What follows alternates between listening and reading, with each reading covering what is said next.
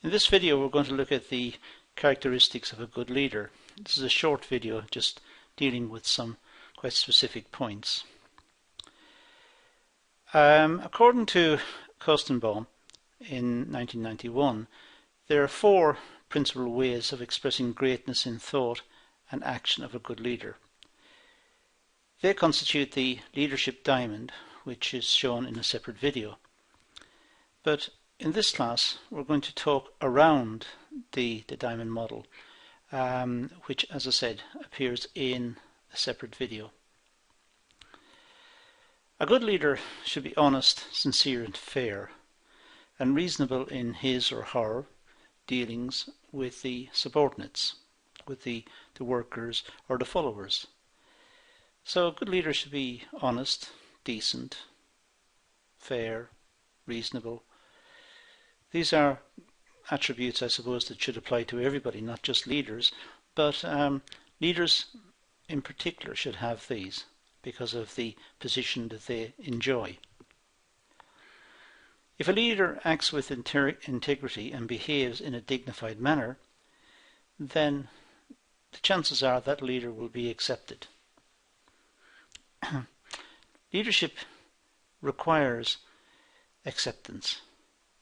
If the followers don't accept the leader, there will be problems, and ultimately that leader will fall from grace.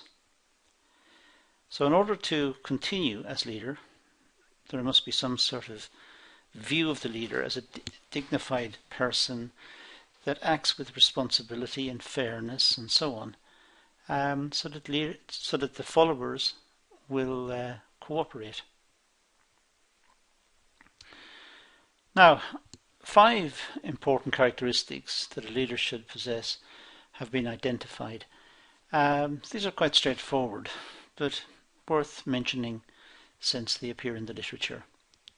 The first one is emotional stability. The leader should be rational and logically capable of analysis. So problems must be dealt with impartially.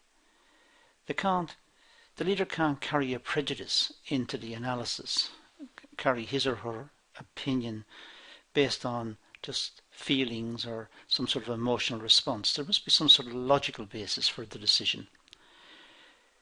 And the leader should not lose his or her temper or show indecisions, even in the face of heavy odds. So leaders must be quite balanced. They must have what we call equanimity in the face of criticism. Secondly, there must be understanding. The leader should understand the views of others.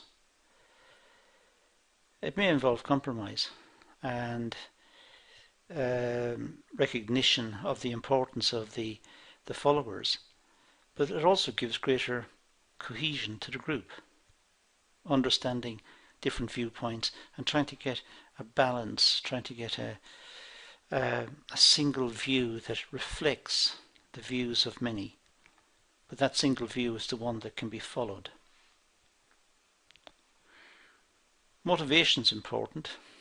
Clearly it's important. Leaders must be self-motivated. Only motivated leaders can motivate others. And the desire to lead is within the person. So motivation is a cornerstone of leadership. Communication skills. The leader must have good overall communication skills. If they can't communicate their idea effectively, they can't be a leader. A good communicator can persuade, inform, stimulate and direct the followers. But to do that, of course, to persuade, inform, stimulate and direct, the leader must be a good communicator. Finally, the leader must have the ability to challenge. Leaders are pioneers who are willing to set out into the unknown. So they must challenge themselves, they must challenge beliefs. If we didn't have this, we would still think that the earth was flat. So we must challenge our beliefs. We must challenge the way we are. And leaders are willing to take risks, to innovate and experiment, and to do this to find better ways of doing things. If we didn't have that, then of course we would have the same products over and over and over. We would never have anything new. We must have innovation and change, and it's the leaders who pioneer this through, who push it through. These are really the entrepreneurs.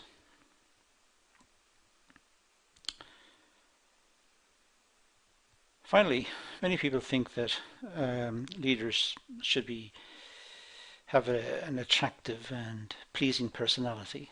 They must be seen as confident, and they don't have to shout and bully.